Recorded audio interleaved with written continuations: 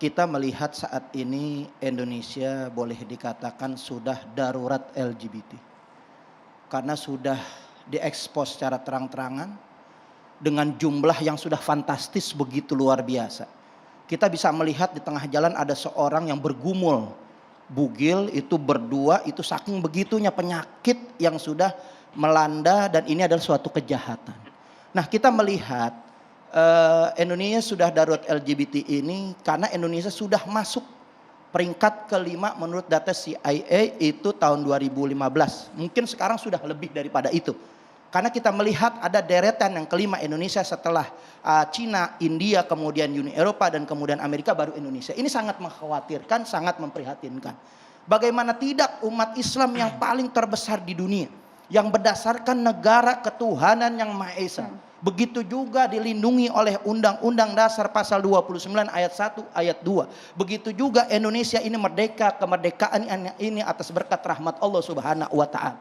Bisa terjadi sedemikian rupa, yaitu kejahatan-kejahatan yang merupakan daripada LGBT ini. Karena kita melihat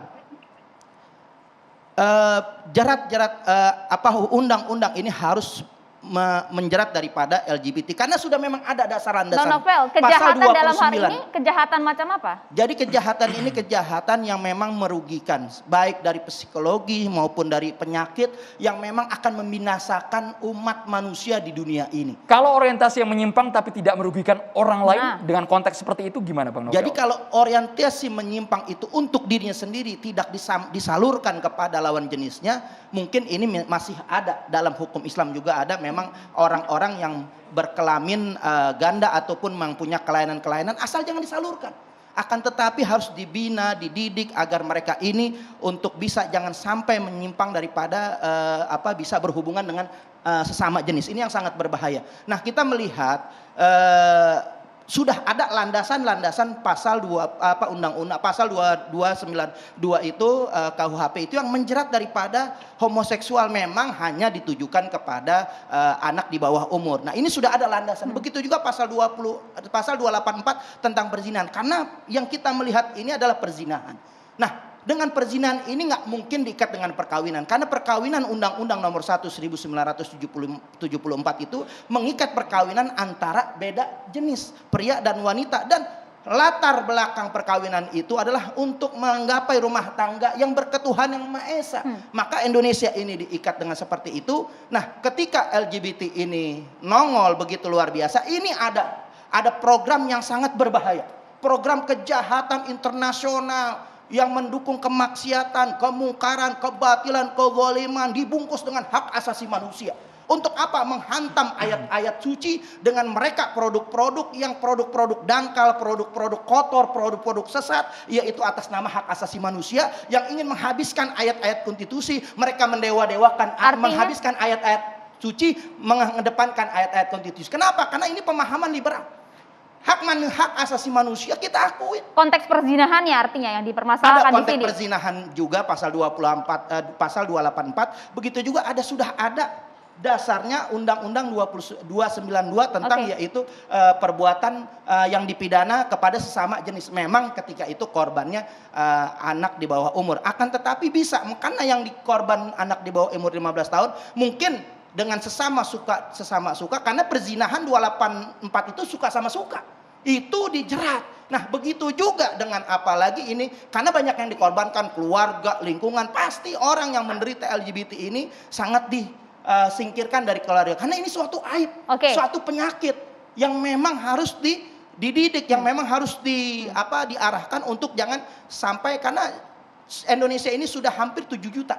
Bahkan kalau boleh dikatakan dari 100 penduduk Indonesia ada 3 yang LGBT. Data dari mana itu Bang Novel? Data dari CIA. Tahun 2015 juga data Kemenkes. Karena Kemenkes juga menyatakan ada unsur pria ini sampai hampir 2 juta itu per 2012. Artinya 10 tahun belakangan ini sudah sangat meningkat yang begitu luar biasa. Itu perspektif Anda ya. Bagaimana? Gus Rofi setuju dengan ini? Sepakatkah Anda? Jadi di ruangan kita pada malam hari ini semua sepakat ya bahwa kita menolak LGBT. Karena agama memang melarang itu. Cuman ketika RUU KUHP ketika diterapkan kepada LGBT ini kan harus detail ya, harus detail yang mana yang memang itu disanksi. Karena kitab undang-undang hukum pidana ya, satu contoh kemarin aja ada seorang laki-laki waktu itu bersama artis ya, walaupun tidak ada RUU KUHP, tetapi ketika korban itu melaporkan tetap dipidana gitu loh. Jadi tidak melihat gender gitu loh. Yang namanya perzinahan itu tidak melihat gender gitu loh. Jadi makanya tadi saya jawab tidak diperlukan RUU KUHP. Karena siapapun yang melakukan pelanggaran seksual, siapapun yang melakukan kekerasan seksual, baik itu laki, baik itu perempuan, perempuan dengan perempuan, laki dengan laki-laki, maka ya sama hukumnya, di mata hukum itu sama gitu loh. Ini konteksnya kekerasan. Tidak Iya, perlu ada kemudian tindakan hukum. konteksnya kekerasan. Nah kalau menyangkut misalnya yang namanya G ya, tadi saya diskusi sebentar dengan seorang ibu, memang masalahnya ini macam-macam Mbak. Ada karena itu memang bawaan ya. Sehingga makanya yang dipidana ini apanya gitu loh. Ketika dia melakukan di suatu tempat yang privat, yang tidak mengganggu kepentingan publik, terus kemudian dilakukan suka sama suka, kita tidak tahu. Karena di dalam Al-Quran, di dalam agama Islam pun perzinahan kan saksinya itu kan harus lebih dari sekian misalnya seperti itu. Jadi biar mereka menjadi tanggung jawab mereka sendiri. Nah tugas supaya yang katanya yang dilakukan oleh Habib Novel Bamukmin bahwa ini akan banyak peningkatan. Maka dari itu dengan adanya Yai Khalil Nafis, dengan adanya penceramah, pendakwah, tokoh agama, ini tidak boleh menyerah, tidak boleh berhenti di tengah jalan untuk terus berdakwah, terus mengajak bagaimana caranya hal-hal yang sepertinya LGBT ini berkurang gitu loh. Gus Rofi, supaya pemirsa tidak salah mencerna, apakah artinya Anda mengesankan bahwa ya sudah dibiarkan saja LGBT ini mereka beranak pinak selama tidak mengusik di kehidupan sosial. Jadi mereka tetap eksis, Jadi tapi tidak begini mengganggu ya, kita bersama.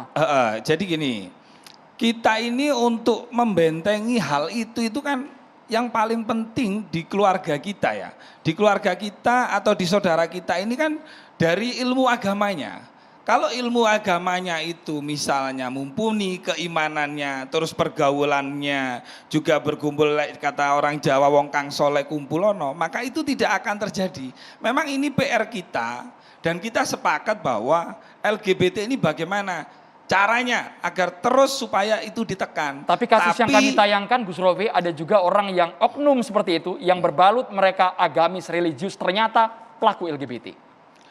Saya kira tidak hanya LGBT ya, banyak berita kemarin kejadian di Garut. Ini di luar dugaan kita, ternyata bagaimana coba? Berapa itu santri yang dicabuli terus kemudian sampai punya anak. Jadi PR kita sebenarnya tidak LGBT kalau berbicara masalah perzinahan. Kalau kita berbicara masalah seksual. Jadi luas gitu loh. Nah, kitab undang-undang hukum pidana itu makanya tidak hanya menjerat LGBT-nya, tapi siapapun pelakunya, mau laki mau perempuan, kalau dia melanggar hukum, melakukan kekerasan dan ada korbannya, maka itu bisa ditindak gitu. Ya,